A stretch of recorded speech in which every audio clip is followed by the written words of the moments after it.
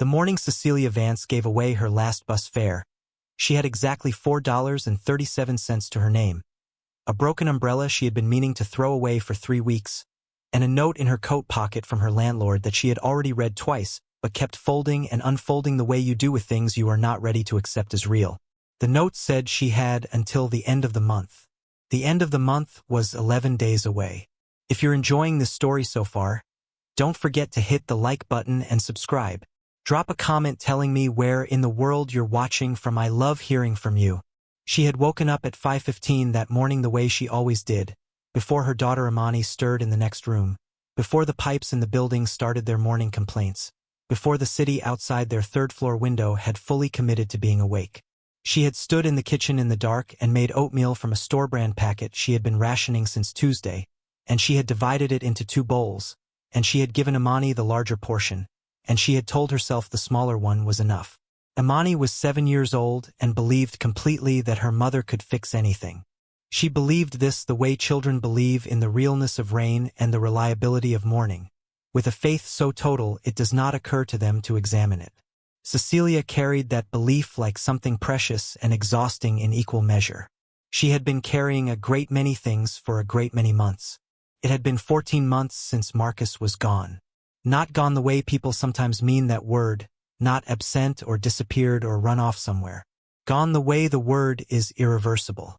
A Tuesday afternoon in February, a delivery truck, an intersection, and 3 seconds that rearranged everything that came after them. She had been at work at the time, at the laundromat on Deering Street where she folded other people's clothes for $7.50 an hour. She had found out from a call she almost did not answer because the number was unfamiliar and she was in the middle of helping a customer count quarters. She did not like to think about that call. She especially did not like to think about the ride to the hospital, how she had sat in the back of a stranger's car because she had not been able to think clearly enough to call anyone, and how the stranger had not said a single word the entire way, just driven, and how that silence had been the kindest thing anyone had done for her in a long time. After Marcus, there was the insurance that was not nearly enough, the landlord who had been patient at first and then less patient, the manager at the laundromat who had cut her hours when she stopped being able to work the weekend shifts because she could not afford the sitter on the days she did not make enough to cover the sitter's cost. There was Imani's school clothes and Imani's winter boots and the prescription that came every month and the bus pass that had run out on the 15th and the $4.37 that were supposed to last her until Friday. She had not told her sister Renee any of this because Renee had her own children and her own difficulties and a husband who traveled for work, and Cecelia had spent her whole life being the self-sufficient one, the one who managed, and she did not know how to stop being that person even when the managing was costing her everything she had. She walked Imani to school on the mornings when the weather allowed, which saved her $1.20 on bus fare, and which Imani loved because they had a route that took them past a house with a large orange cat who sat on the front windowsill between 8 and 8:30 every weekday morning without fail. Imani had named the cat Theodore and considered him a friend in the full and serious sense that 7-year-olds mean when they use that word. That Thursday morning was cold the way late October is cold in that city, with a sharp wind off the water that cut through coats and found the places where the lining had worn thin. Cecelia had her broken umbrella because the forecast had said possible showers, which meant they came at the worst possible moment. She had Imani's hand, and Imani had her backpack with the small orange cat keychain clipped to the zipper, which Cecelia had found at a church rummage sale for 50 cents and which Imani had accepted with the gravity of someone receiving something of real significance. They said goodbye to Theodore through the glass.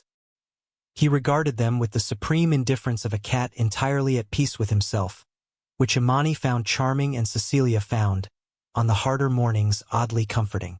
She dropped Imani at the school gate and watched her daughter walk through without looking back, absorbed immediately into the small current of children, and she stood at the gate for an extra moment the way she always did, even now, even after all these months, holding the shape of her daughter in her eyes for just a second before turning to walk back to the bus stop. She had $4.37. The bus was $1.60 each way. That left her with $1.17 after the ride to work and back, which was not enough for anything except the knowledge that she had made it through the day. The bus stop was on the corner of Aldine and Main, in front of a pharmacy whose awning leaked in the rain and a dry cleaner's that had a hand-lettered sign in the window she had read every day for 2 years without understanding why someone had written the word patience in blue marker and taped it there. It had become one of those small features of her daily life whose meaning she had stopped trying to find. She stood under the awning with her broken umbrella, which offered slightly less protection than no umbrella at all because it listed hard to one side and deposited its runoff directly onto her left shoulder, and she waited for the number 12. That was when she saw the woman. She was sitting on the bench at the far end of the stop, which was not unusual. What was unusual was the way she was sitting, curled slightly inward as if she were trying to make herself smaller than she was, with both hands wrapped around a paper coffee cup that had clearly been empty for some time because there was nothing in the way she was holding it that suggested warmth or liquid. She was wearing a cardigan over a thin blouse, which was not near enough for this particular morning, and she was looking at the ground between her feet with the focused attention of someone who is working very hard not to fall apart in a public place. She was somewhere in her 60s, with silver hair that had come unpinned on one side, and there was a quality to her stillness that Cecelia recognized without being able to name it immediately. Then she named it.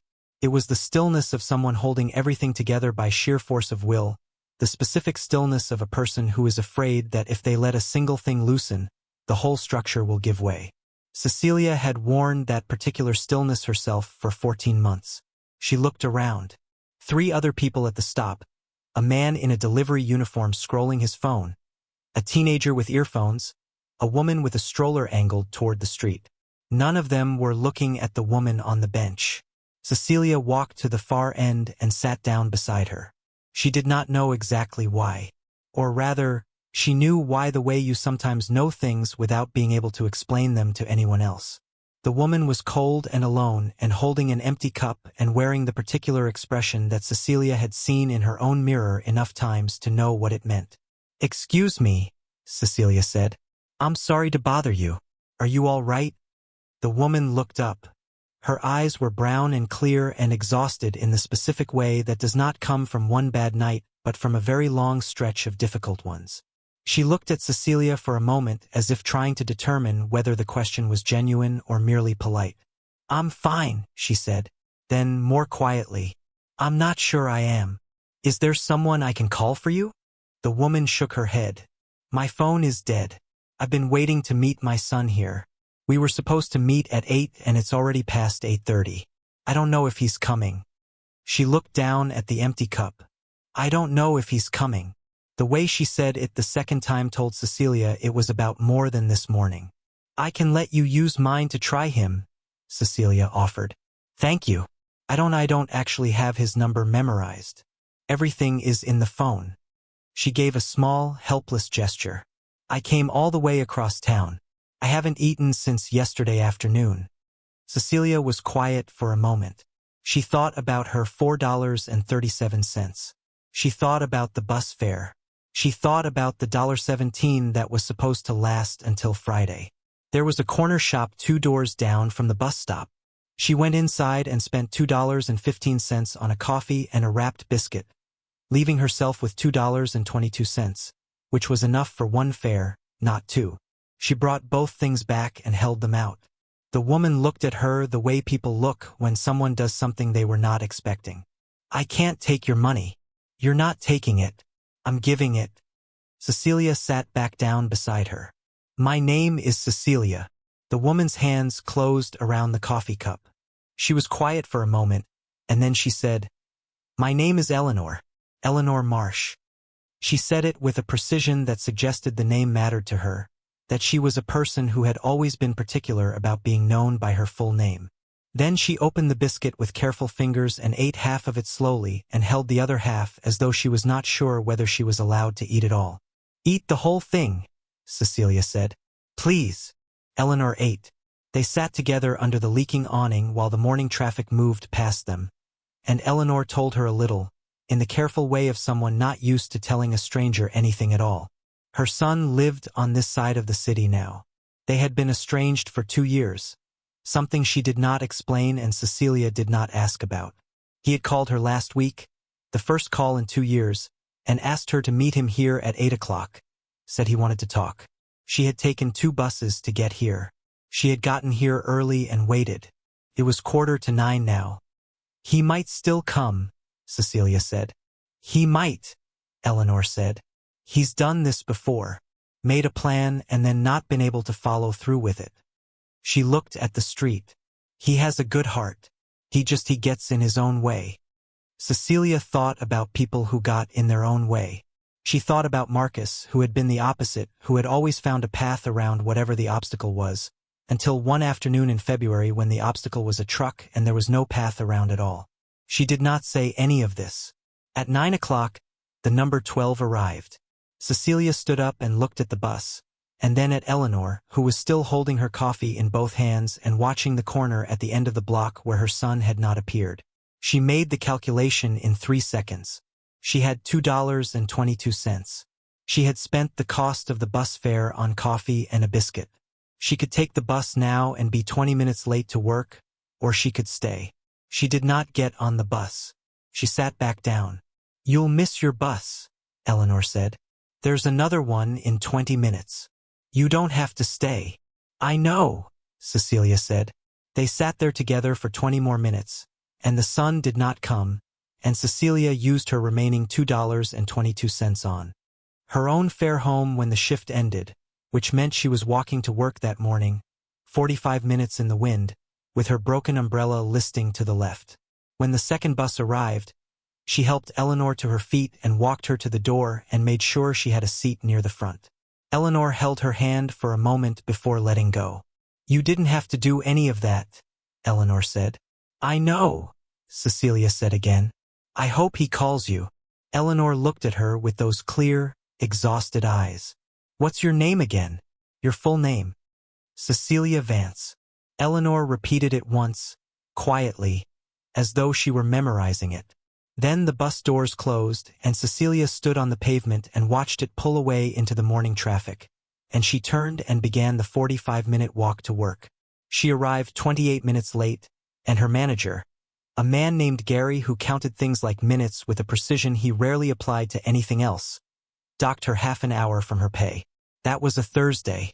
She did not think about Eleanor Marsh again, or rather, she did think about her, the way you think about people you have met in a particular moment and will probably never see again. She hoped the sun had called. She hoped the coffee had helped. She tucked the whole small episode away in the part of her mind where she kept things that mattered but had no practical resolution. She had more immediate things to manage. On Friday, she paid the portion of the rent she could cover with the week's wages, which was not the full amount, and she wrote a note to the landlord explaining the difference and promising the rest by the following Friday.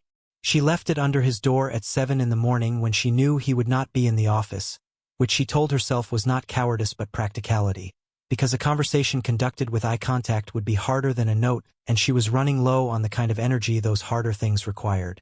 She called the church on Fenwick Street that had a food pantry on Saturday mornings and asked about the procedures, which was something she had been putting off for 2 months because asking felt like a line being crossed, and she crossed it that Saturday, and they gave her a bag of groceries that lasted through most of the following week, and no one made her feel small about any of it, which she had been afraid they would. She applied for 2 jobs online that week, a receptionist position at a medical office and a cashier role at a grocery chain, and did not hear back from either. She helped Imani with a school project about weather systems, and Imani made a poster with a sun and a cloud and a raindrop that all had faces on them, and the raindrop's face was frowning, which Imani felt was accurate and important.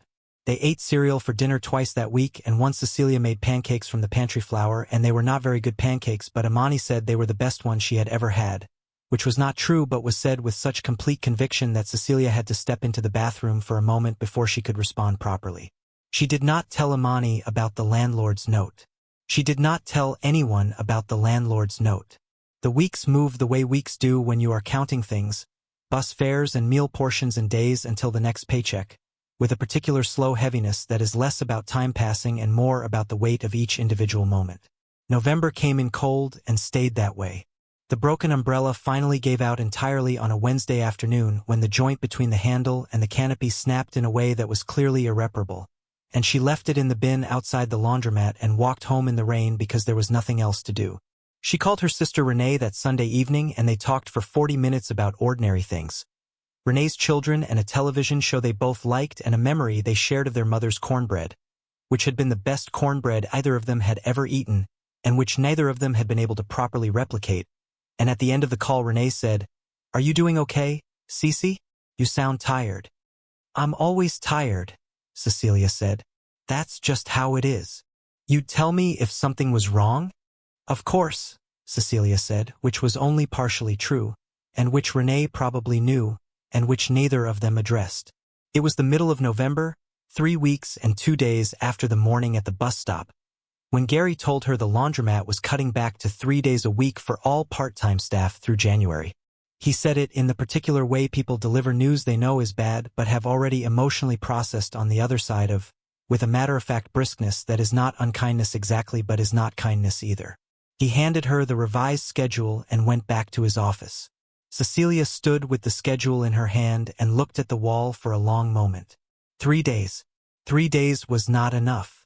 3 days meant the rent fell further behind, and the note from the landlord became a conversation, and the conversation became something she did not want to think about with Imani in the next room doing homework. She did not cry at work.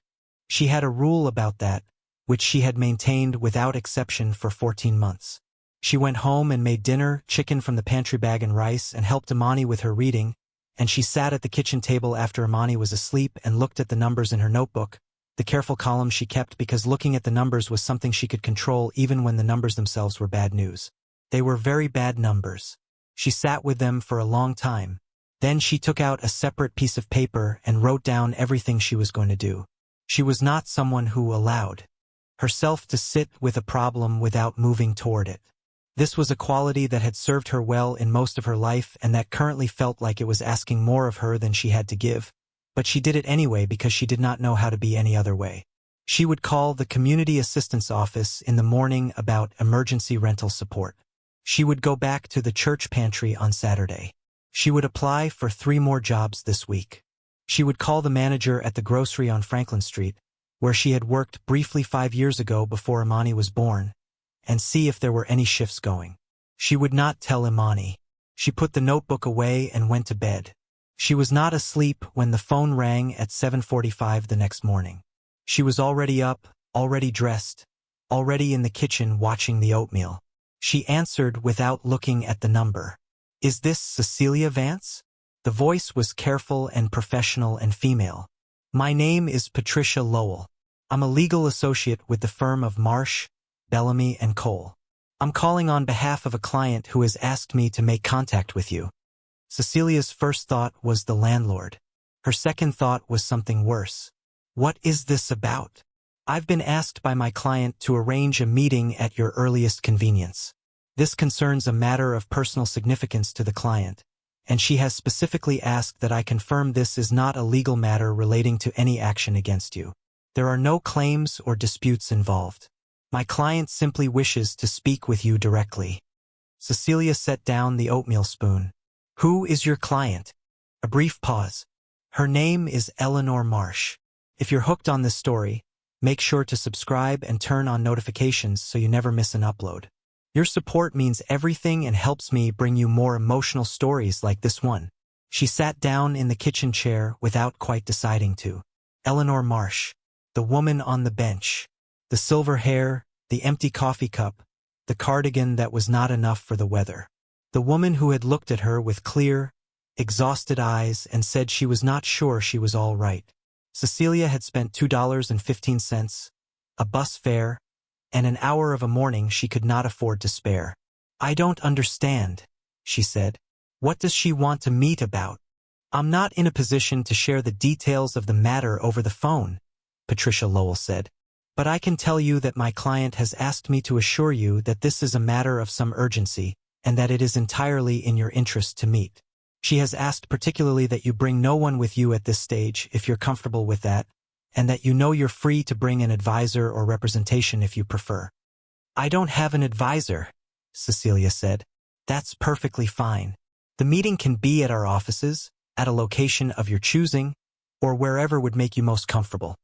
Cecelia looked at the oatmeal. "Is this real?" she asked. It was not a sophisticated question, but it was the only one she could think of.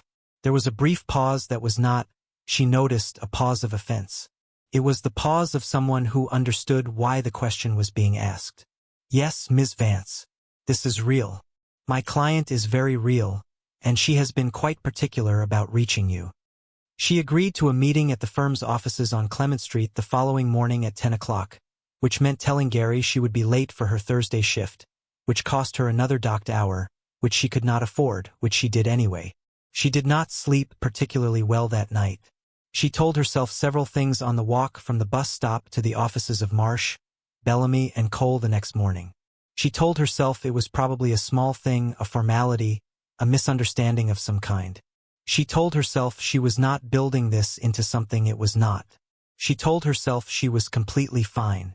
She was also aware that she had spent some time the previous evening looking up the name Eleanor Marsh and had found, on the website of a medical foundation, a photograph of a woman with silver hair and clear brown eyes standing at a podium, and that the caption beneath the photograph read Eleanor Marsh, founding patron, and that the foundation in question was called the Marsh Foundation for Children's Health and had been endowed with an initial gift of $42 million. She was telling herself, walking toward the building on Clement Street, that there was probably more than one Eleanor Marsh in the world. The offices were on the 4th floor of a building that communicated quiet seriousness with every element of its interior design, from the dark wood of the reception desk to the framed photographs of unspecified landscapes on the walls that were clearly expensive without calling attention to it. The receptionist was a young woman who appeared to be expecting her and brought her immediately to a meeting room where Patricia Lowell, a woman of about 40 in a charcoal suit with a manner of organized patience, was waiting. And across the table from the empty chair that had clearly been left for Cecelia was Eleanor Marsh. She looked better than she had on the bench. The silver hair was pinned up properly. She was wearing a blouse with a good coat over the back of her chair.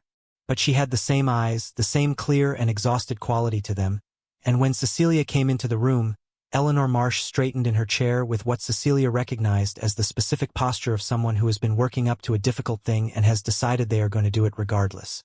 "Ms. Vance," she said. "Thank you for coming. Please sit down." Cecelia sat. She put her hands on the table because she did not know what else to do with them. "I'm going to tell you several things," Eleanor Marsh said. "And some of them will seem strange, and I would ask you to let me get through all of it before you respond. Is that all right?" "Yes," Cecelia said. Eleanor looked at her hands for a moment. "You sat with me on that bench for 20 minutes when you didn't have to. You spent money you couldn't afford on coffee and food for a stranger.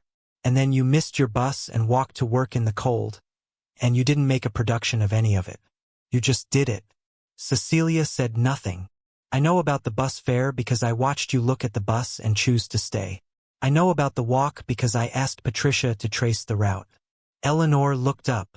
"I know you lost your husband 14 months ago. I know about the hours at the laundromat. I know about your daughter." "How do you know all of that?" Cecelia asked. Her voice came out steady, which she was grateful for. "Because after I got back on that bus, I could not stop thinking about you. Not in a vague way. In a specific and purposeful way." Eleanor paused.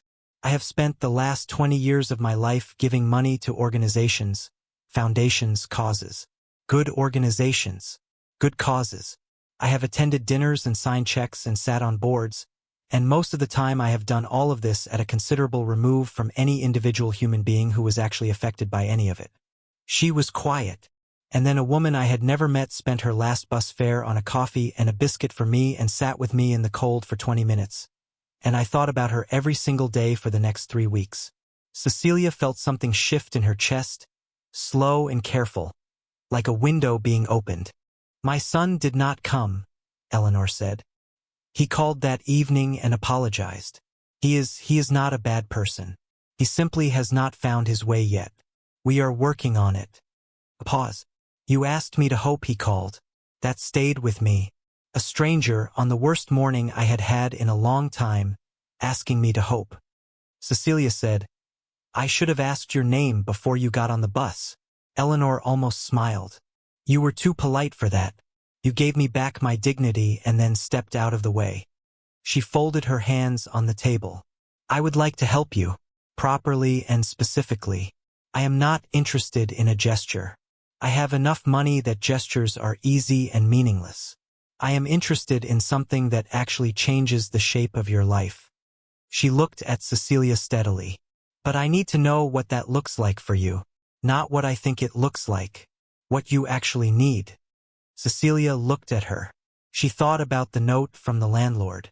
She thought about the revised schedule and the 3-day weeks and the food pantry bag on Saturday mornings. She thought about Imani making pancakes into the best ones she'd ever had because she was 7 years old and still believed completely in her mother's ability to fix anything. She thought about the notebook on the kitchen table with its careful columns of very bad numbers. She thought about what it would mean to tell the truth to another person about all of it. Not a social worker, not a case manager, not a charity coordinator with a checklist. Another person in a room, looking her in the eyes. "I need to stay in my apartment," she said. "I need to keep my daughter in her school. I need enough stability that I can think further than the next 2 weeks." She paused. "I need to not be afraid every morning when I wake up." Eleanor Marsh nodded slowly. "That," she said, "is exactly what we're going to do." The meeting lasted 2 hours. Patricia Lowell sat at the end of the table and took careful notes and offered clarifications when asked in the measured way of someone who has learned to make expertise feel like conversation rather than transaction. Eleanor asked questions that were specific and without condescension, about the lease terms and the hours at the laundromat and Imani school district and what Cecelia had studied before she had taken the laundromat job, which had been, and Cecelia had not thought about this in 2 years, business administration, 1 year of a degree she had left when she became pregnant with Imani and had told herself she would go back to when things settled, and things had not settled in the way she had imagined. "What did you want to do?" Eleanor asked. "Before." Cecelia thought about it. "I wanted to run something, a business. I was good at the numbers. I was good at the organizing of things." She paused. "I used to run the finances for a community center on a volunteer basis while I was studying. They said I had a gift for it." She stopped. "I haven't thought about that in a long time." Eleanor looked at her. "Start thinking about it again." When Cecelia left the building on Clement Street that morning, Patricia Lowell had pressed a card into her hand and told her she would be in contact within 48 hours, and that in the meantime, a process had already been initiated regarding the rental arrears, and that Cecelia did not need to do anything about the landlord today. Cecelia stood on the pavement outside the building and looked at the street. The cold was the same cold as always. The traffic was the same. The sky was the flat gray of November pressing down on everything. None of the furniture of the world had shifted. She felt, for the first time in 14 months, like something ahead of her might be different from what was behind. She took out her phone and called Renee. "Are you doing okay, Cece?" Renee answered because that was always the first thing Renee said. "I'm going to tell you something," Cecelia said, "and it's going to take a little while." "I have time," Renee said. Cecelia stood on the pavement and told her sister the truth. All of it. The numbers in the notebook and the landlord's note and the food pantry bag and the morning at the bus stop with the woman who had been cold and alone and holding an empty cup, and what had happened in the offices on Clement Street that morning. Renee was quiet for a long time. When she finished, "Cece," she said, "you gave away your last bus fare." "I know. And then you walked 45 minutes to work. It was a cold morning. You gave your last bus fare to a stranger," Renee said again, not with disbelief but with something slower and more private in her voice, the tone of a person recognizing something. "She needed it more than I needed the bus," Cecelia said. Renee was quiet for another moment. "Tell me what you need from me," she said finally. "I just needed to tell someone," Cecelia said. "That's all I needed." She put the phone in her pocket and turned toward the bus stop, and the city moved around her the way it always did, indifferent and loud and full of people going about the business of their own lives, and she walked through it toward home, toward Imani, toward whatever was coming next, with her hands in her pockets and the card from Patricia Lowell pressed between her fingers, and something she had not felt in a very long time moving through her chest. Not relief. Not yet. Something earlier than relief. The first small sense that the road ahead was longer than she had allowed herself to believe. Patricia Lowell called 41 hours later, which was inside the 48 she had promised, which Cecelia noticed because she had been counting. She was at the laundromat when the call came in, folding a stranger's bedsheets in the particular automatic way. Her hands had learned to move through that task without requiring any conscious direction from the rest of her.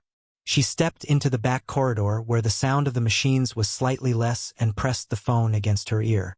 "The rental arrears have been settled in full," Patricia said.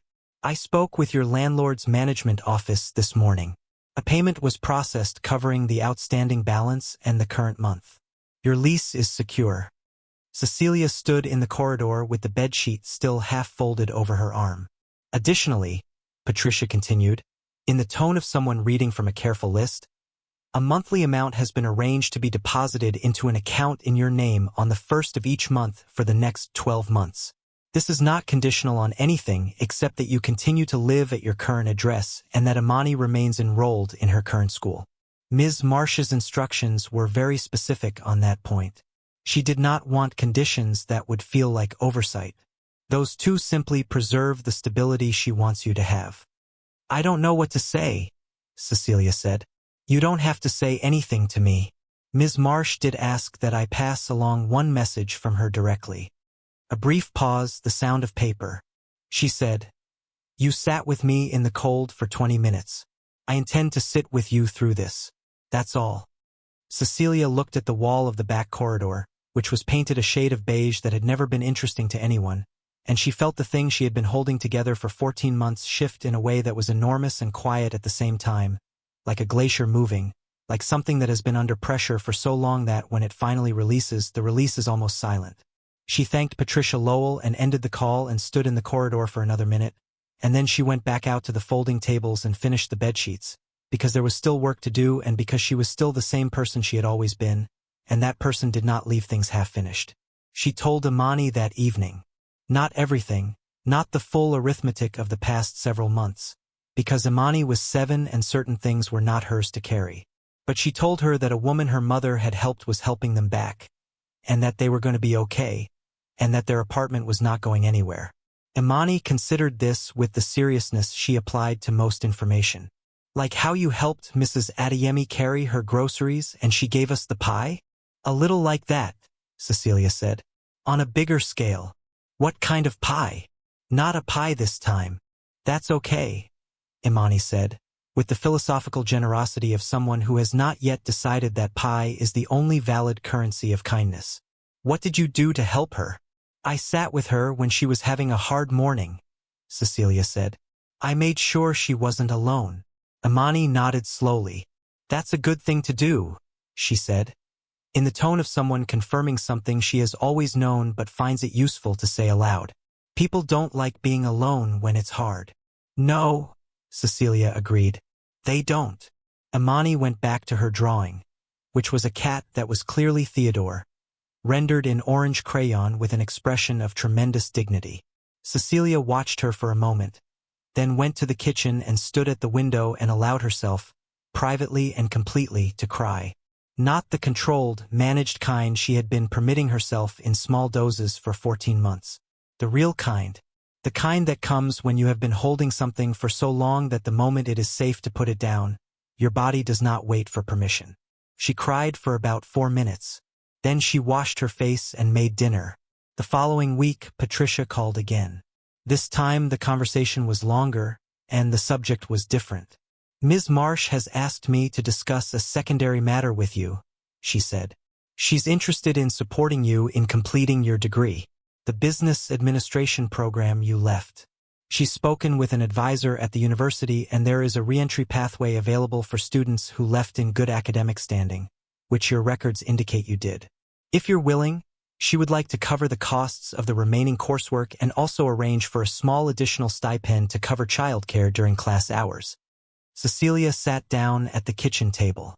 She said, Patricia continued, and I'm quoting her directly here, that she is not interested in buying you a future. She is interested in giving you the runway to build the one you already had planned. Cecelia looked at the notebook on the table, the careful columns of bad numbers. She thought about the community center and the volunteer bookkeeping and the advisor who had once told her she had a gift. Tell her yes, she said. Tell her yes, and that I understand what she means, and that I intend to use every hour of it. I'll pass that along, Patricia said, and there was something in her voice that was not quite professional neutrality, something fractionally warmer, as though she had been hoping for exactly that answer. That evening, Cecelia sat at the kitchen table after Imani was asleep and looked at the university's re-entry information on her laptop. She looked at the program requirements and the course schedule and the names of the professors in the business faculty.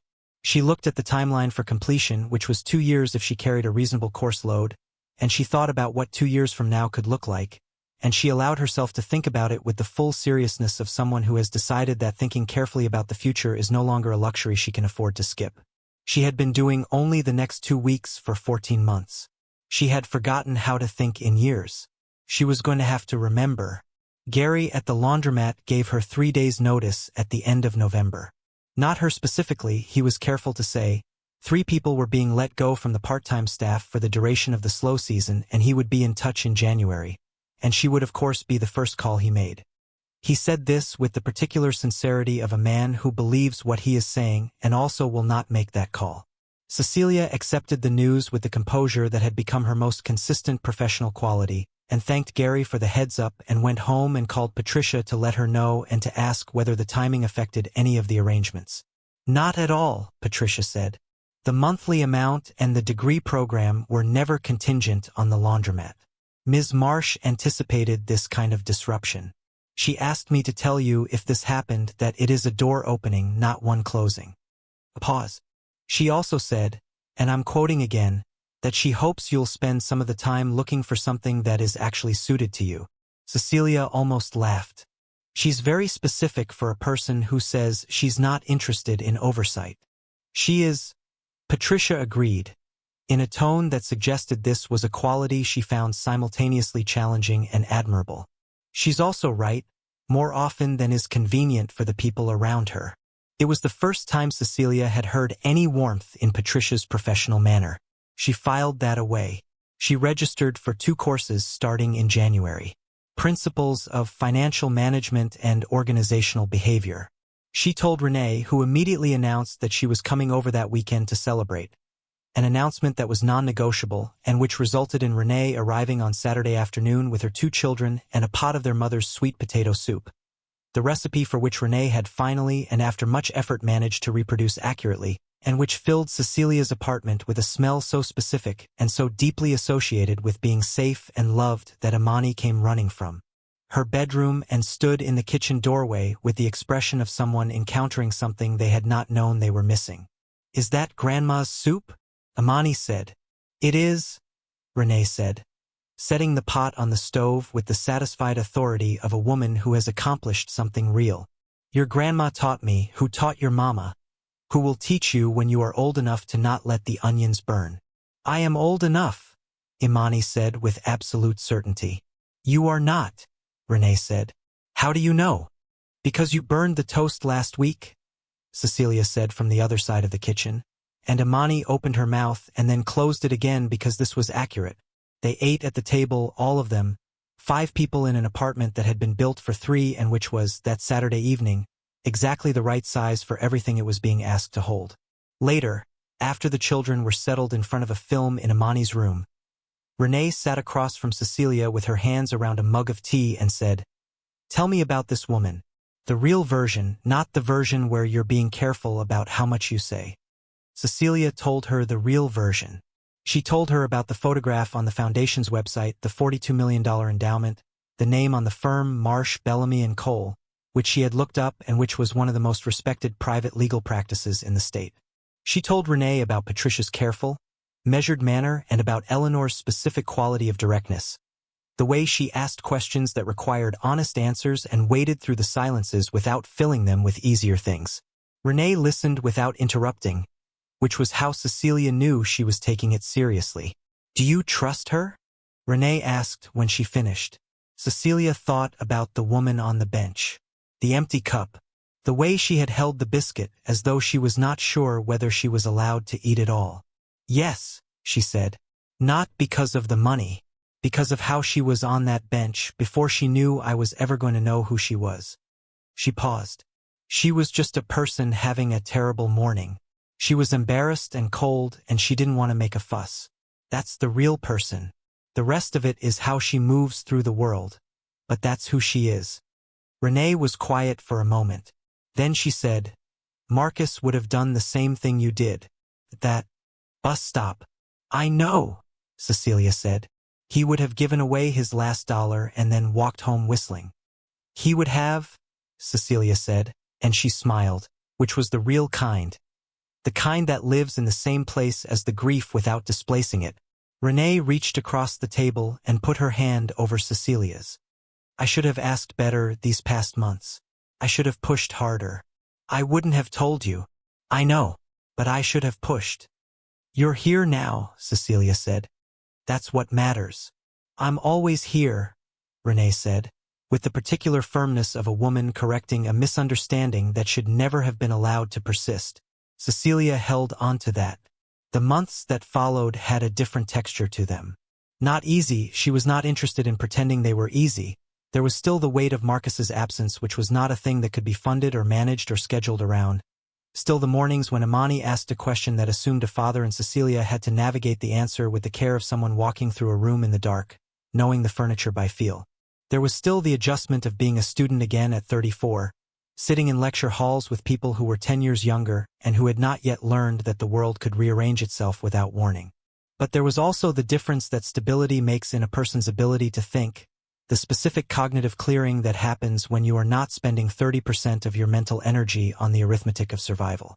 She had not known how much she had been carrying until some of it was set down, and the setting down did not feel like relief so much as it felt like finding out how tall she actually was. She was good at the coursework.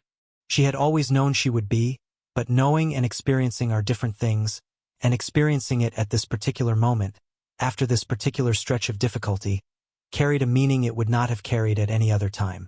Her financial management professor, a compact and demanding woman named Dr. Eleanor Marsh, returned her first assignment with a note at the top that said, in red pen, "This is the thinking of someone who understands what numbers are actually for.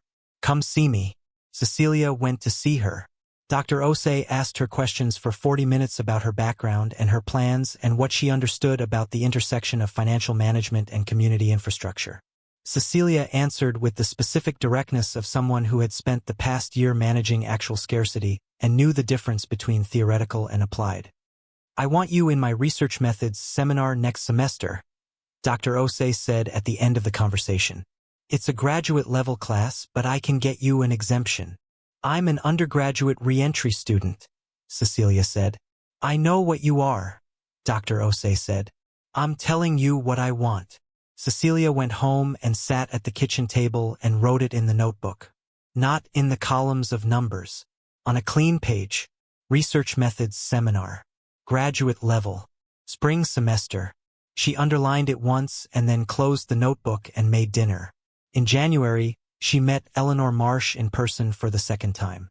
Not at the law offices. Eleanor had suggested coffee at a place on the east side of the city. A neighborhood cafe with mismatched chairs and a chalkboard menu and the particular quality of warmth that comes from a space that is genuinely used by the people who live near it. It was the kind of place that did not appear on lists and did not have a design aesthetic and was, for those reasons, exactly right. Eleanor was already there when Cecelia arrived. She was wearing a different coat but had the same quality of careful posture, the same clear and direct eyes. She stood when Cecelia came in, which was not necessary and which Cecelia noted. "How is the coursework?" Eleanor asked, when they had ordered and settled. "Good. Harder than I expected in some places and easier in others." "What's harder?" "The theoretical frameworks. I want to skip ahead to the application and the theory feels like a detour, but I'm trying to be patient with it." "That will pass," Eleanor said. "The frameworks become invisible eventually. They stop feeling like scaffolding and start feeling like thinking." "You studied business?" "Economics and law. I was going to be an attorney." She smiled briefly and privately. "Plans change." "What changed yours?" Eleanor turned her coffee cup. "My husband's company was in difficulty 25 years ago, early years before the foundation. He needed someone who understood both the legal structure and the financial architecture of what was going wrong. I was the person who happened to understand both." She looked at her hands. "When you are needed in a specific way, it tends to determine the direction." "Is your husband still involved in the company?" "He passed 8 years ago." "I'm sorry," Cecelia said. "Thank you." A pause. "I understand you lost your husband 14 months ago. 15 now," Cecelia said. "In February." Eleanor looked at her. What was he like? It was not the question people usually asked. People usually said they were sorry, which was true and kind and complete. Eleanor asked what he was like, which was a different kind of question which required a different kind of answer. Cecelia told her. She told her about Marcus, who had been the kind of person who knew everybody's name and remembered their specific details, who had never met a stranger because he made strangers into people he knew within the first 3 minutes of meeting them, who had been a delivery driver because he liked moving through the city, liked the particular democracy of streets, the way a delivery route takes you through neighborhoods that don't usually overlap, who had made Imani breakfast every Saturday morning without exception, specific elaborate breakfasts with themes, French toast Saturdays and waffle Saturdays, and the fridges mostly empty, so it's scrambled egg surprise Saturdays, which had somehow become Imani's favorite category because the surprise element gave it a narrative quality the others lacked. Eleanor listened with the stillness of someone to whom listening is a skill, not a pause between speaking. He sounds like someone who paid attention, she said. That's exactly what he was, Cecelia said. He paid attention to everything. He thought that was the whole job, being a person, just paying attention. Eleanor was quiet for a moment. Your daughter has that quality too. You said she named the cat at the window on your walk to school. Theodore, Cecelia said. She considers it a genuine friendship. It is one, Eleanor said. From her side. Completely. They sat with their coffee in the mismatched chairs and talked for an hour and a half, which was longer than either of them had planned for, and when Cecelia looked at her watch and said she needed to get to campus for an afternoon seminar, Eleanor nodded and then said, with the directness that was becoming familiar, I'd like to do this again. Not as a meeting, just this. Cecelia looked at her. Coffee, conversation, whatever this is. Eleanor met her eyes. I don't have many people I can talk to like this. My son means well. Patricia is excellent. But there is something about talking to someone who has no interest in what I represent and every interest in what I actually say. She paused. You asked me on that bench if I was all right. You didn't know who I was. You just asked because I didn't look all right. That is rarer than you know. Cecelia thought about the bench, the empty cup, the woman who had been afraid to eat the whole biscuit. Every other Thursday, she said.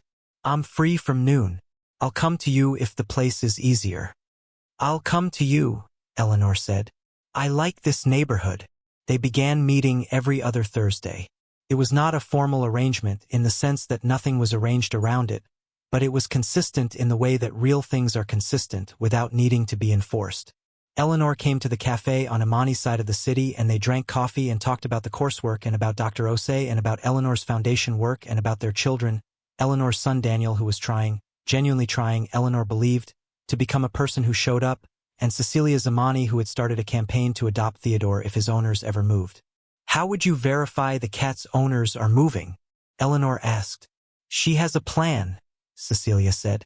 It involves staking out the house. At 7 years old. She's very organized. Eleanor almost laughed. Actually almost laughed. Not the polite approximation of it that Cecelia had noticed she used in the first weeks, but the real thing, brief and surprised. Those meetings were the part of the arrangement that no one had planned for, and that turned out to matter most. In March, something happened that neither of them had expected. It began with Daniel Marsh. Cecelia knew about him in the way you know about the people in another person's life when that person talks about them with the particular mix of love and complexity that cannot be faked. He was 38 years old. He had been in and out of a difficult period for the better part of a decade, something Eleanor described as a combination of poor decisions and poor luck and a personality that had never quite found the container it needed. He had not spoken to his mother for 2 years before the morning at the bus stop, and he had been trying, since that morning, to close the distance between who he was and who she needed him to be. He did not always succeed. He had missed 2 planned dinners in February, and each time Eleanor had told Cecelia about it at the cafe with the careful neutrality of a woman who has decided not to let hope cost her more than she can afford, and Cecelia had listened and not offered false assurance and had said, when it seemed right, that people who are trying sometimes fail at the trying before they figure out how to do it properly. Eleanor had looked at her. That is either wisdom or wishful thinking. Sometimes they're the same thing at the start, Cecelia had said. So when Daniel Marsh walked into the cafe on the second Thursday of March, it was unexpected. Eleanor had not mentioned he would be there. He came in at 12:15, when they were already settled with their coffee, and he stopped in the doorway and looked at them with the expression of someone who has prepared something and is trying to remember if he prepared it well enough. He was tall, like Eleanor, with her coloring and a quality of careful watchfulness that he wore differently than she did, less composed, more effortful, the way someone wears a quality they are working to develop rather than one they were born with. Eleanor looked up when he came in. Something moved through her face quickly and was contained. "Daniel," she said. "I know you didn't tell me you were here," he said. "I asked Patricia." He looked at Cecelia. "You're Cecelia Vance." "I am," she said. "I wanted to meet you." He sat down in the third chair without being invited, which was either rudeness or urgency, and from the way Eleanor was watching him, Cecelia thought it was urgency. "My mother told me what happened at the bus stop. What you did." He paused. "I was supposed to meet her that morning." The silence in the small cafe organized itself around that sentence. "I know," Cecelia said. "I didn't come. I called that night. I said I was sorry." He looked at his hands on the table.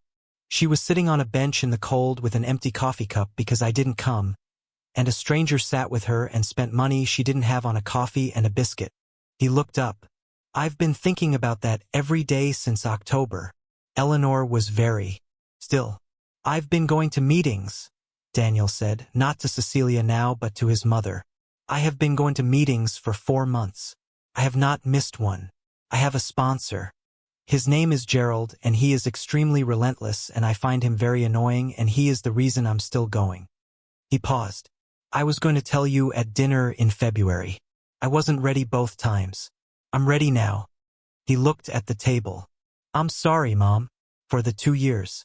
For that morning. For all the mornings." Eleanor looked at her son for a long time. Cecelia began to reach for her coat, because this was not hers to be present for. "Stay," Eleanor said, without looking at her. Then, to Daniel, "Why now? Why this morning?" "Because I wanted you to know that I know what I cost you. That morning at the bus stop, someone was kind to you because I wasn't there. I need to be the person who is there." The cafe moved around them, ordinary and indifferent. The sound of the coffee machine and other people's conversations and the street outside the window. Inside the bubble of that particular table, something was happening that had been waiting to happen for 2 years. Eleanor said, carefully and precisely, "I need you to keep going to the meetings. I know. I need you to stop canceling. I know. And I need you to meet Imani," she added, which was not what anyone expected, including, from the expression on her face, Eleanor herself. She looked slightly surprised by her own words, then less surprised. "She is 7 years old and she has named a stranger's cat Theodore, and she intends to adopt him if the owners move. I think you would like her." Daniel blinked. Then he looked at Cecelia, and something in his expression shifted, loosened, became less effortful. "She sounds like a good person to know." "She is," Cecelia said. The Thursday meetings became, occasionally and without formal arrangement, sometimes 3 people. Not always. Daniel was not always in a place where he could manage it, and he was honest about that in a way that Cecelia respected, the honesty of someone who had learned through difficult experience that pretending to be further along than you are is more expensive than admitting where you actually are. But sometimes he was there, and the 3 of them sat in the mismatched chairs and talked about things that mattered, and Cecelia watched Eleanor become, by increments, a person who was slightly less braced against the next disappointment, which was the most significant transformation she had witnessed in another person since she had watched Imani decide, the morning after Marcus died, that she was going to wear the orange dress to the memorial because it was Daddy's favorite and wearing it was better than not wearing it. In April, something else happened. This one Cecelia did not see coming at all. She had finished her end-of-semester assignments and was sitting in the campus library on a Wednesday afternoon making notes for a paper on financial management in nonprofit organizations when her phone buzzed with a message from Patricia Lowell. Not a call. A message, which Patricia rarely used, which meant the content was brief and specific. The message said, "Ms. Marsh would like you to come to the offices tomorrow morning if you're available. There's something she would like to discuss in person. Not an emergency. Good news, she says to tell you, though she says to also tell you that the phrase good news is an understatement. Cecelia read it twice. She texted back, I'll be there at 10. She did not sleep particularly well that night. Not from fear this time. From something closer to the sensation of standing at the edge of something large enough that you cannot see the full shape of it yet. She had spent 6 months learning what it felt like to have ground under her feet. She had spent 6 months remembering that she was a person who was capable of more than survival. She had spent 6 months becoming, again, the person she had known she was before the world rearranged itself in February 14 months ago. She thought about Marcus, about the way he had always said that the whole job was paying attention. She thought about a Tuesday morning at a bus stop, the broken umbrella listing to the left, the woman on the bench with the empty cup, the 3 seconds it had taken to decide to sit down beside her. She thought about how small that had seemed. A cup of coffee and a biscuit and 20 minutes in the cold. Such a small, ordinary thing. She thought about how the largest things in her life had always arrived without announcing themselves as large. Marcus, walking into a room at her cousin's birthday party, immediately learning every person's name. Imani, arriving 6 weeks early in a burst of determined urgency that had been, in retrospect, completely in character. The note from the landlord, folded and unfolded in her coat pocket, which had felt like the end of something and had turned out to be the beginning of something else entirely. She was not good at predicting which moments would turn out to matter most. She was, she thought, getting better at trusting them. The offices of Marsh, Bellamy and Cole looked the same as they had in November. The same dark wood, the same framed landscapes, the same receptionist who appeared to be expecting her.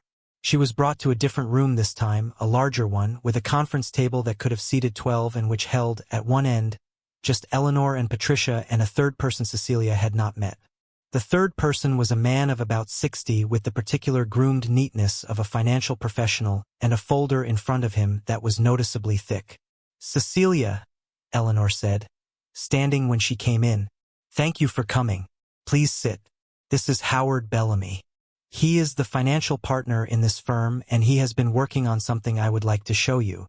Cecelia sat. She looked at Howard Bellamy, who nodded with the contained professionalism of someone who is aware that what he is about to present is significant and has decided that the most respectful way to present it is without theater. He opened the folder.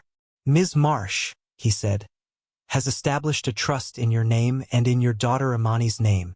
The trust contains provisions for the completion of your degree and 12 months of post-graduation professional support. It also contains a capital investment fund. He turned the folder so she could see the first page. Cecelia looked at the number. Then she looked at Eleanor. I would like, Eleanor said, leaning forward slightly, with the directness that was the most recognizable thing about her, to fund a business. Specifically, your business. The kind of thing you told me you wanted to build. Financial management and advisory services for community organizations and nonprofits. The people who need the expertise and cannot afford the firms that provide it. She held Cecilia's gaze. I'm not doing this because I want to own something or control something or have my name on something. I have enough of that. I'm doing this because you sat with me on a bench when I was having one of the worst mornings of my life, and because of that I know what kind of person you are, and I know what kind of work you will do with the tools, and I do not want that to stay unleveraged in the world. She paused. Patricia has prepared all the structural documents. Howard has the financial architecture ready. But none of this proceeds without your full agreement and your genuine desire to build it. Cecelia looked at the folder. She looked at Patricia, who was watching her with the expression of a woman who has been working on something for months and who has been trying not to care too much about the outcome and has failed. She looked at Howard Bellamy, who had the contained expression of a man who has seen a great many deals and has some feelings about this particular one. She looked at Eleanor. You said, Cecelia said slowly, that you're not interested in buying me a future, that you're interested in the runway for the one I already had planned. I meant it. This is a significant runway. You are capable of significant flight, Eleanor said. That is not charity. That is an accurate assessment. Cecelia was quiet for a moment. She thought about the notebook on the kitchen table, the careful columns of bad numbers, and then the clean page with research methods seminar written and underlined once. She thought about Dr. Ose's note in red pen at the top of her assignment. She thought about Renee's soup filling the apartment with the smell of being safe. She thought about Imani explaining to her cousin why Theodore was a true friend even though Theodore did not know her name, because friendship, Imani had said with 7-year-old authority, is not about knowing someone's name. It's about always being in the window. She thought about a Tuesday morning in October when she had $4.37 and had spent 2 of them on a stranger's coffee. "I have conditions," she said. Eleanor looked at her. A small and very real smile moved across her face. "Of course you do. Tell me." "The business serves organizations that can't afford market rates. That's not a marketing position. That's the actual structure of who we work with." "Agreed. I have full operational control. You're an investor and you're acknowledged as such, but you are not involved in the daily decisions." "I wouldn't want to be. I have enough things to manage. And I want to hire from the community. Staff who understand the clients. People who know what scarcity actually means, not theoretically." Eleanor looked at her for a long moment. Then she said, "When you sat down beside me on that bench, I thought you were going to ask me if I needed directions." "I thought you needed company more than directions," Cecelia said. "You were right." Eleanor extended her hand across the table. "Do we have an agreement?" Cecelia looked at the hand. She thought about the last time she had shaken someone's hand across a table and what it had meant and how much the world had changed since then. She thought about Marcus, who would have had an opinion about this moment, something warm and specific and entirely himself. She thought he would have said, "Pay attention, Cece. This is one of the ones that matters." She shook Eleanor Marsh's hand. "We have an agreement," she said. "Thank you so much for watching until the end. If you loved this story, check out the other videos on your screen now. I think you'll really enjoy them. And don't forget to subscribe if you haven't already. See you in the next story. Howard Bellamy went through the documents with the methodical care of someone who considers legal precision a form of respect. Patricia sat at the end of the table and answered questions with her particular organized patience. Eleanor sat across from Cecelia and watched with the expression of a woman who has not often, in her life, allowed herself to simply be glad about something, and who was practicing it now. The morning moved through its hours. At one point, Patricia stepped out to take a call, and Howard excused himself to retrieve an additional document, and Cecelia and Eleanor were alone at the large conference table with the thick folder between them and the filtered light coming through the high windows. "Are you scared?" Eleanor asked. It was the same question Cecelia had asked her daughter on a cold porch in the autumn, the same honest question rather than the reassuring one. "Yes," Cecelia said. "The good kind." Eleanor looked out the window. "I remember that feeling, the good kind of scared." She was quiet for a moment. "I hadn't felt it in a long time, that morning on the bench, when you came and sat down beside me. That was the first time in a long time something surprised me in a way that made me feel like the world was still capable of it." Cecelia looked at her. "You were sitting there holding an empty cup hoping your son was going to come around the corner." "I was. That takes courage. Showing up and hoping." Eleanor looked at her. "So does sitting with a stranger in the cold when you can't afford the bus fare." "Those are 2 different kinds of courage," Cecelia said. "Perhaps," Eleanor said. "I think they come from the same place." Patricia came back in. Howard Bellamy returned with his additional document. The morning continued its business. By noon, everything was signed that needed signing, and the trust was established, and the business structure was on paper, and Cecelia Vance sat at a conference table in the offices of Marsh, Bellamy, and Cole with her name on documents she could not have imagined 6 months ago, and she felt the particular quality of a life-changing direction with intention, not by accident, not by loss, but by choice. She thought about the woman at the bus stop with the empty cup. She thought about $4.37. She thought about paying attention, about how the whole job, as Marcus had always said, was just paying attention. She had paid attention on a Tuesday morning in October. Everything that came after had paid it back. The business did not announce itself grandly. It arrived the way real things arrive, in pieces, through work, through the particular unglamorous accumulation of decisions made carefully one after another until suddenly there was something standing where before there had been only intention. She called it Vance Advisory Services, which was straightforward and purposeful, and which Eleanor had approved of with a single nod that communicated more than an elaborate compliment would have. The name said what it was. Cecelia had always believed that names should say what they were. She spent the summer finishing her degree and building the business simultaneously, which was not comfortable and which she had not expected to be comfortable. Dr. Osei became an informal mentor in the way that certain teachers become involved in a student's trajectory without being asked and without making a production of it, offering introductions to people in the nonprofit financial sector, passing along papers and reports that seemed relevant, asking Cecelia questions at the end of seminars that were less about the course content and more about the shape of what she was building. "Who is your first client?" Dr. Osei asked one afternoon in June, at the end of a seminar on financial structures in mission-driven organizations. "I don't have one yet," Cecelia said.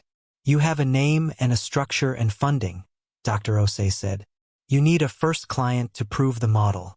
Not a big one. A small organization with a real problem you can actually solve." She looked at Cecelia directly. "You know organizations like that.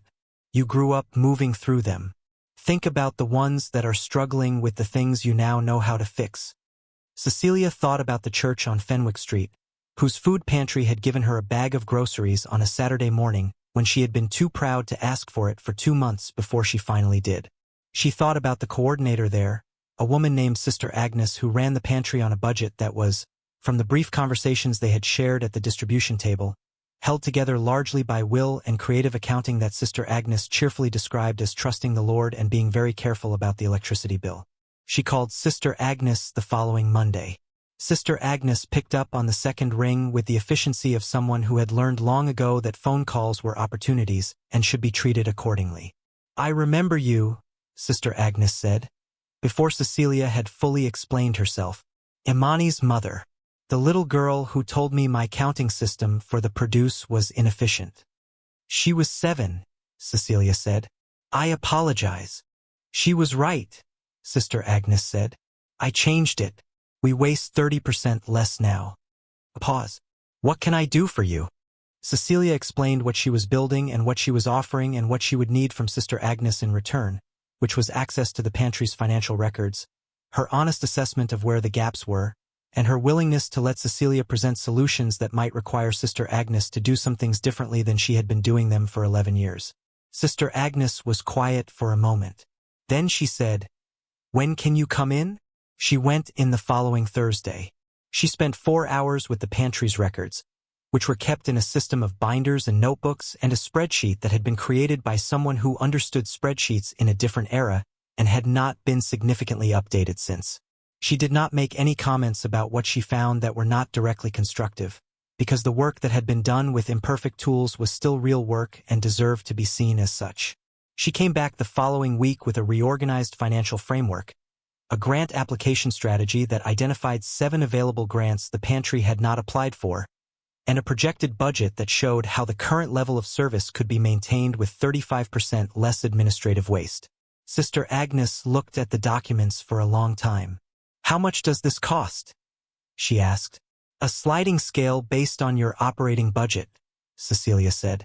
"For an organization your size, in the first year, the fee is what you can actually afford to pay. I need the work more than I need the full market rate right now. In the second year, we renegotiate based on the results." Sister Agnes looked at her. "You went to that cafe on Harrison Street for a while, the one that closed in March." The shift in conversation caught Cecelia slightly off guard. "Yes. I used to see you there on Thursday mornings sometimes, with an older woman." Sister Agnes folded her hands. She always looked like someone who was used to people moving around her rather than sitting with her. "And you always looked like someone who was genuinely interested in what she was saying." She paused. "I thought about that, the particular look of 2 people actually listening to each other." Cecelia said nothing. "All right," Sister Agnes said. "Let us try." The pantry's first grant application, submitted 6 weeks after Cecelia reorganized their financial structure, was approved. The award was $62,000 over 2 years, which was more than the pantry had received in any single grant in its 11-year history. Sister Agnes called Cecelia the morning the letter arrived and said, in a voice that was completely steady and very full, "I need you to know what this means for the families we serve." Cecelia knew. She had been one of them. She said, "Tell me. I want to hear you say it." Sister Agnes told her. It took 8 minutes and included specific details about specific families and specific meals that would now be possible, and a specific child who came every Saturday and always took one extra orange that Sister Agnes always pretended not to see because extra oranges were not, in the actual accounting of things, where you drew the line. Cecelia sat at her kitchen table and listened to all of it and wrote none of it down because some things should simply be heard and held. The second client came through Dr. Ose's network. The third through a connection Sister Agnes made at a community meeting. By October, 14 months after the morning at the bus stop, Vance Advisory Services had 6 clients, all small nonprofits and community organizations in the city, all operating on budgets that would have made any commercial firm decline the engagement, all now with cleaner financial structures and stronger grant strategies than they had managed before. Cecelia hired her first employee in September. Her name was Dominique Reyes, 28 years old, a former social worker who had realized after 4 years that she was better at the administrative and financial side of community work than the direct service side, and who had been managing the books for a community center on a volunteer basis while working retail to pay her rent. She had found the job listing through a community nonprofit network and had applied with a cover letter that said, in the second paragraph, "I understand what these organizations are trying to do because I have needed them myself." That is not a weakness in a candidate. That is the actual qualification. Cecelia had called her within 24 hours. She told Dominique on her first day that the most important thing she could bring to every client engagement was the understanding that the people running these organizations were not failing at financial management. They were succeeding at mission with inadequate tools, which was a different problem and required a different response. Dominique had looked at her and said, "That is the first time I have heard someone in a financial role describe it that way. Remember how it feels to hear it," Cecelia said, "because that is how our clients should feel when they talk to us." The work grew steadily and without drama, which was how Cecelia had always wanted it to grow. She had no interest in rapid expansion for its own sake. She was interested in depth, in the specific satisfaction of going into a struggling organization's finances and emerging with something that actually served the people the organization existed to serve. Eleanor came to the small office on Deering Street, for blocks from the laundromat where Cecelia had once spent her days folding other people's clothes, in November. She stood in the doorway and looked at the 2 desks and the wall of client files and the small printed sign above the window that said Vance Advisory Services in plain black letters, and she was quiet for a long moment. "This is exactly what I thought it would be," she said. "Is that good?" Cecelia asked. "It's better than good." Eleanor turned. "It's real. That's rarer than it sounds." They had tea at Cecilia's desk and talked about the clients and the grant work and the conversation Cecelia had coming that week with a small literacy organization on the East Side whose executive director was, by Cecilia's assessment, extraordinarily mission-driven and almost entirely overwhelmed by the administrative weight of running a thing alone. "She needs a board," Eleanor said. "Not just a financial structure. Someone to share the carrying." "I know," Cecelia said. "I'm going to raise it carefully." Eleanor looked at her. "You are very good at raising things carefully." "I learned it from someone," Cecelia said. Eleanor's expression moved into something that was not quite a smile and not quite not one. She looked at the window that faced Deering Street, at the traffic and the ordinary city moving past. "A year ago," she said, "I was sitting on a bench in the cold with a dead phone and an empty cup, waiting for a son who wasn't coming, wondering for the first time in my life whether I had done everything wrong." Cecelia waited. "I had given away $42 million, Eleanor continued. "I had funded hospitals and schools and research programs. I had sat on 6 boards. I had a name on 3 buildings." She paused. "And I was sitting on a bench in the cold feeling like the most alone person in the city, because none of the things I had built were things I could talk to." She looked at Cecelia. "And then you sat down. You scared me," Cecelia said. "When I first saw you, you looked the way I looked in the mirror some mornings and didn't want to see. Like someone holding everything together by force. Yes, You sat down anyway. You needed company, Cecelia said simply. That's all. I wasn't being strategic. I wasn't thinking about any of this. I just sat down. Eleanor held her teacup. That's what made it matter. The year moved toward its ending. December came with the particular quality December has in that city. The cold that settles in early and stays. The light that leaves too soon. The way the streets fill in the evenings with people moving through the cold toward warmth that waits for them inside.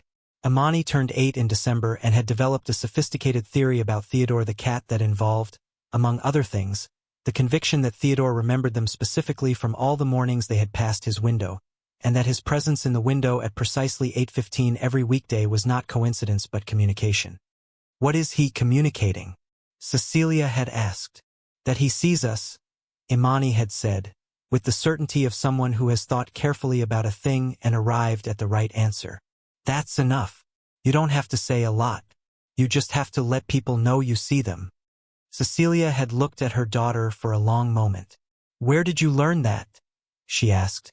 Imani had shrugged the way 8-year-olds shrug, as though wisdom is not something you learn so much as something you simply have and periodically remember to use. I just know it, she said. Marcus, Cecelia thought. She had Marcus's eyes and Marcus's way of paying attention. The whole job just paying attention. On the 20th of December, 2 days before Christmas, Eleanor called. I need you to come to the offices tomorrow, she said. Bring Imani if you need to. It's fine. This is not a business meeting. What is it? Cecelia asked. A Christmas meeting, Eleanor said, which explained nothing, and which Cecelia understood was intentional. She brought Imani, who wore the orange dress that had been Daddy's favorite, and who spent the car ride explaining to Cecelia the evidence she had compiled regarding Theodore's recognition of their specific faces versus other pedestrians. The evidence was more organized than Cecelia had anticipated. The offices of Marsh, Bellamy, and Cole were different in December. Someone had put a wreath on the reception desk, and there were lights along the windows that were tasteful and warm and exactly right for the building's particular kind of quiet seriousness. The receptionist, when she saw Imani, smiled the way adults smile when a child arrives in a space that doesn't usually have children in it and is immediately better for it. Eleanor was in the meeting room. Daniel was there, which Cecelia had half expected. Patricia was there, which she had fully expected. And sitting at one end of the conference table with the particular contained expression of someone trying to appear casual and not quite managing it, was Sister Agnes. Cecelia looked around the room. What is this? She asked. This, Eleanor said, is the announcement of the Marsh Foundation's new Community Financial Services Initiative, a 3-year funded program to expand what you've built to 12 additional cities. She looked at Cecelia steadily. The foundation will fund the expansion. You will design it. You will hire for it. You will run it. Patricia has the structure ready. Howard has the numbers. She paused. I wanted the people who knew you before any of this to be here when I told you.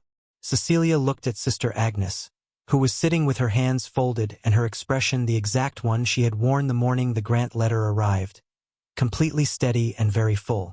She looked at Daniel, who had been attending his meetings for 9 months now and who had shown up to every dinner since March and who was, slowly and without ceremony, becoming someone his mother could rely on.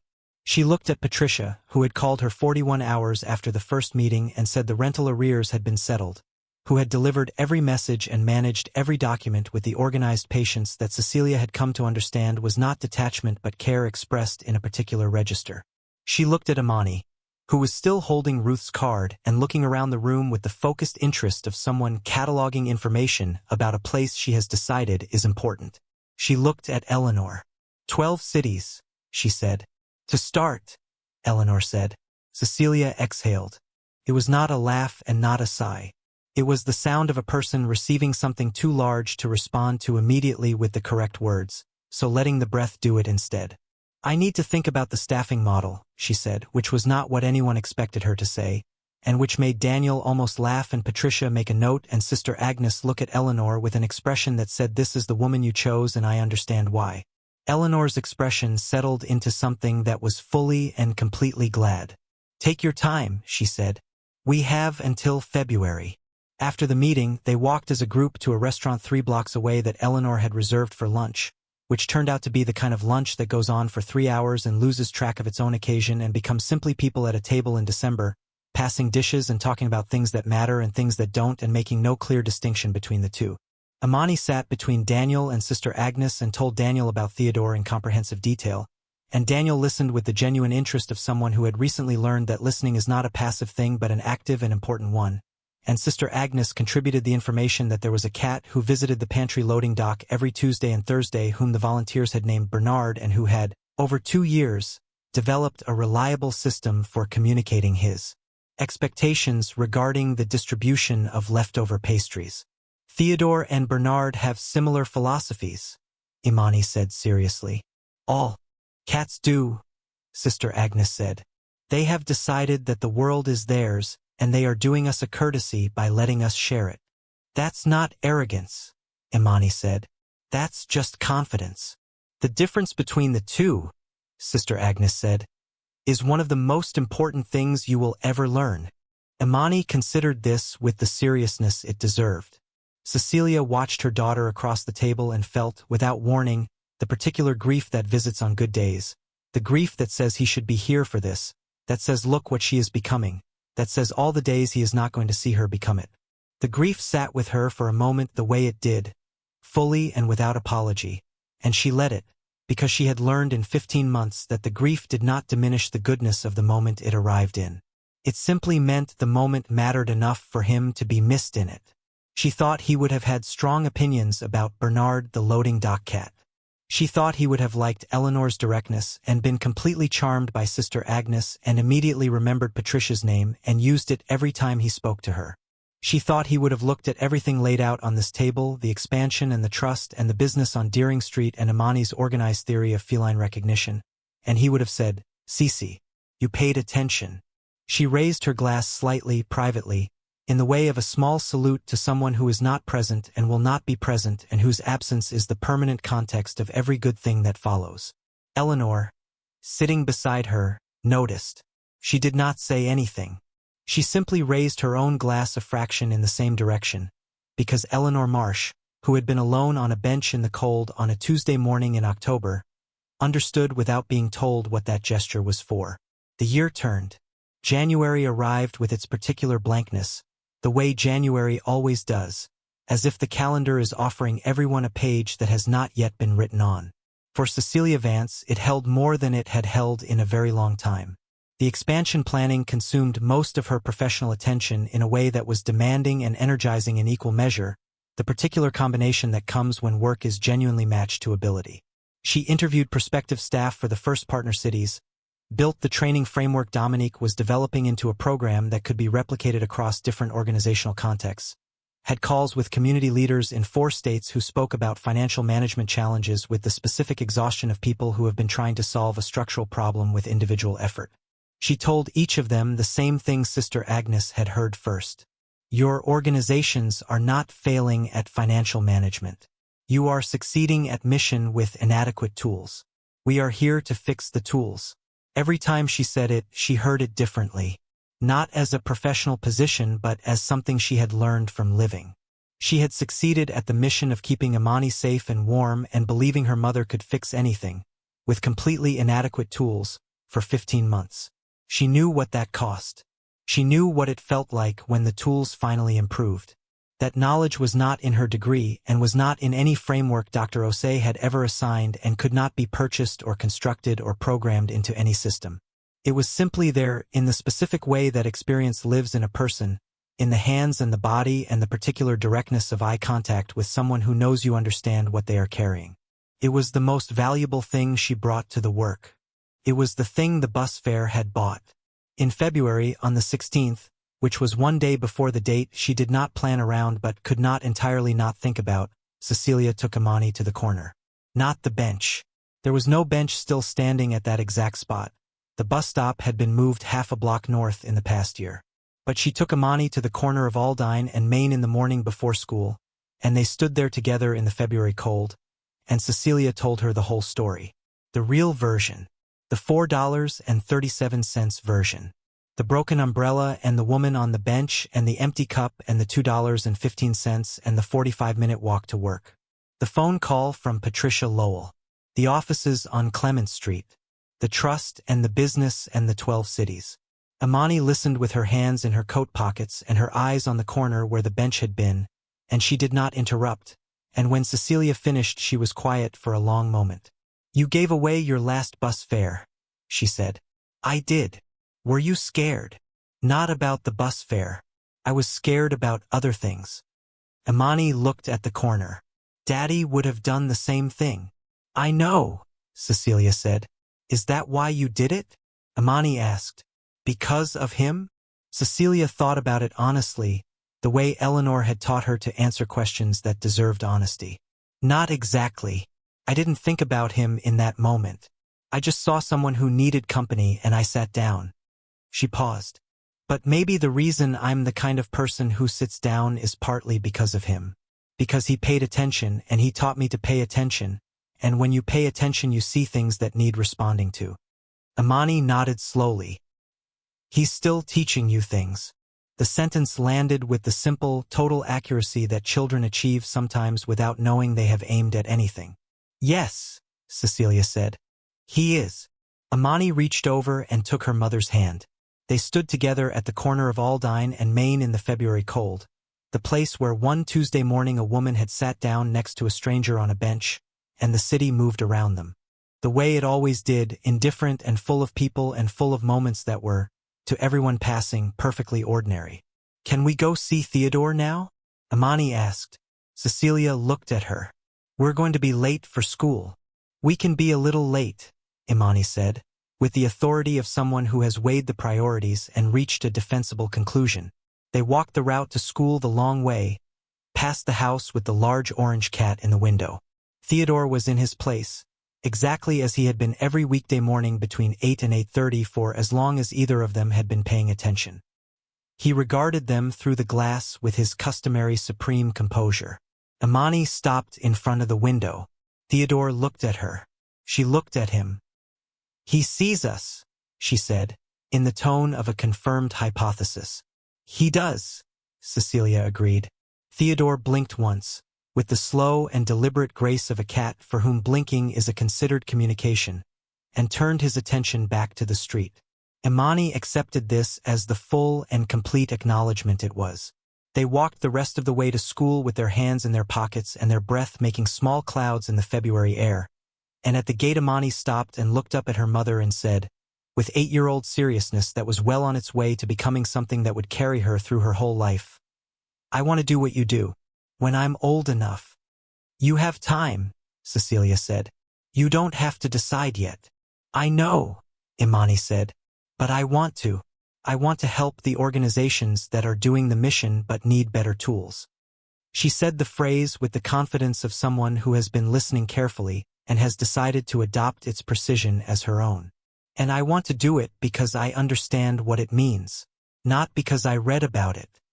Cecelia looked at her daughter standing in the February morning in the orange dress under her winter coat, which she wore because it had been Daddy's favorite and because wearing it was always better than not wearing it. She crouched down to Imani's level. "Listen to me," she said. "You are already doing what I do. Every morning when you stop at Theodore's window and let him know you see him. Every time you sit with someone who needs company. Every time you decide that the right thing matters more than the easy thing." She held her daughter's gaze. "You learned that from your father, who taught it to me, and now you're going to carry it further than either of us went. Because you have tools we didn't have and you are going to build more." Imani looked at her for a moment. "Okay," she said, in the simple and complete way of someone who has received information and is now ready to act on it. She walked through the school gate without looking back, in the orange dress and the winter coat, absorbed immediately into the current of children, certain of her direction. Cecelia stood at the gate and watched her go. The city moved around her. The February cold sat on her shoulders. The school sounds filled the morning air. She thought about a woman on a bench with an empty cup, and a morning that had seemed like just another hard morning until the moment it became something else entirely. She thought about how you never know, in the moment you are living it, which Tuesday will be the one that changes everything. You only know afterward, looking back, that something turned on a choice so small it barely registered as a choice at all. The decision to sit down. The decision to spend the bus fare. The decision to stay 20 minutes in the cold because someone needed company more than she needed the number 12. You only know afterward what the moment was worth. She turned and walked toward Deering Street. There was work to do. There were organizations in 12 cities waiting for better tools. There was a life, fully and completely hers, that had been changed by the price of a cup of coffee on a cold Tuesday morning and the simple decision to sit beside someone who needed not to be alone. She walked through the February city with her hands in her pockets and the particular quality of forward motion that belongs to a person who knows where she is going and why she is going there, and she felt, with every step, the weight of everything she was carrying and the rightness of carrying it, and she thought, as she always did on the mornings that felt like this, "Pay attention, Cece. This is one of the ones that matters." Thank you so much for watching until the end. If you love this story, check out the other videos on your screen now. I think you'll really enjoy them. And don't forget to subscribe if you haven't already. See you in the next story.